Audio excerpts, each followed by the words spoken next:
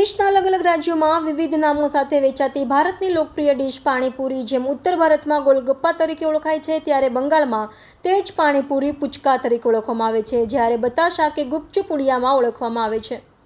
ભારતીય ઉપમહાદ્વીપમાં ગલીએ ગલીએ મળતી પાણીપુરી વિશેષ મહિલાઓમાં લોકપ્રિય છે। આમાં એક ગોળ ઉપસેલી પોકળ તળીને કરકરી બનાવેલ પૂરી હોય છે, જેમાં કાણું પાડી ફુદીનાનું મસાલેદાર પાણી, ચણા બટેટા અને ક્યારેક ચણાને બદલે વટાણા ભરીને ખવાય છે। મોઢામાં બરાબર રહી જાય તેવી નાનકડી હોય છે। એક દંતકથા અનુસાર મહાભારતના સમયે જ્યારે પાંડવોનો 11 વાસ હતો, ત્યારે માતા કુંતીએ દ્રૌપદીજીને જણાવ્યું હતું કે મારા પુત્રો માટે એક એવી વાનગી બનાવજો જે પહેલેથી લઈને છેલ્લે સુધી તમે જ બનાવી હોય। ત્યારે દ્રૌપદીને તળતી પૂરી જોઈ વિચાર આવ્યો કે આટલી મોટી પૂરી 5 જણો માટે બનાવીશ તો સમય વીતી જશે।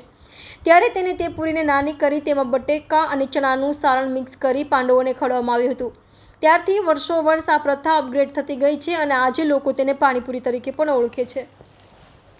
વડોદરામાં ઉજવાયો પાણીપુરી દિવસ। પાણીપુરી શોખીનોએ કારેલીબાગમાં હેપી પાણીપુરીના નાદ સાથે ઉજવ્યો દિવસ। ત્યારે દેશ વિદેશમાં પણ પાણીપુરી ધૂમ મચાવી ચૂકી છે। ત્યારે ગત રોજ 12 જુલાઈના રોજ ગૂગલ દ્વારા પણ પાણીપુરીનું ડૂડલ મૂકવામાં આવ્યું હતું। ઘણા મહિલાઓનું માનવું છે કે પાણીપુરી ખાવાથી ડોપામીનનો ડોઝ રિલીઝ થાય છે, જેથી માનસિક સ્ટ્રેસ ઓછો થાય છે।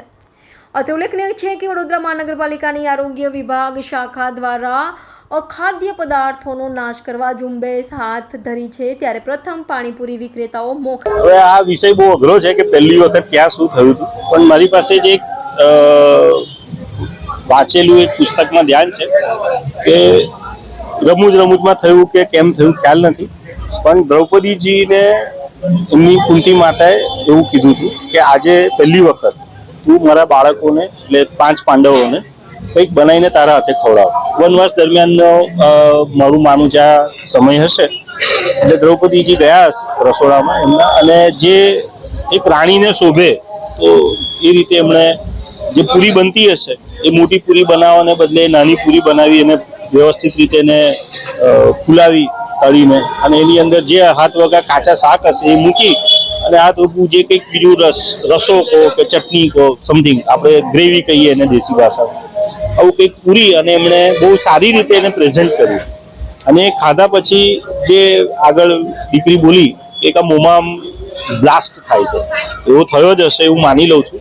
અને બ્લાસ્ટને લીધે છે એક શું કહેવાય સોડમ છૂટી હશે મોંમાં, અને એને લીધે કદાચ ત્યારથી આ પ્રખ્યાત થઈ છે। અને એ જ મુજબ આજે પણ વર્ષોથી લોકો પાણીપુરી ખાઈ રહ્યા છે। મારું ઓબ્ઝર્વેશન જનરલ એવું છે કે સ્ત્રીઓ ગમે ત્યાં ઊભી રહીને પાણીપુરી ખાતી હોય છે।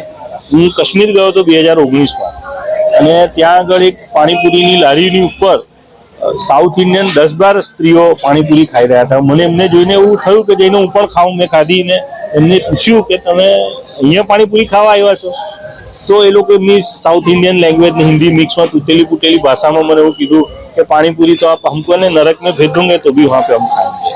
એટલે આ સ્ત્રીઓનું બહુ પ્રિય વાનગી છે, કેમ કે મારું માનવું એવું છે કે એક સ્ત્રીએ ઇન્વેન્ટ કરેલી આ વસ્તુ છે। જનરલી સારા રસોઈયા પુરુષ હોય છે, પણ દ્રૌપદીજીએ એમના પતિ માટે આ ઇન્વેન્ટ કરેલું એકદમ દેશી આળસનું નિષ્કાળજીનું જેવી કોઈનું આ પરિણામ છે।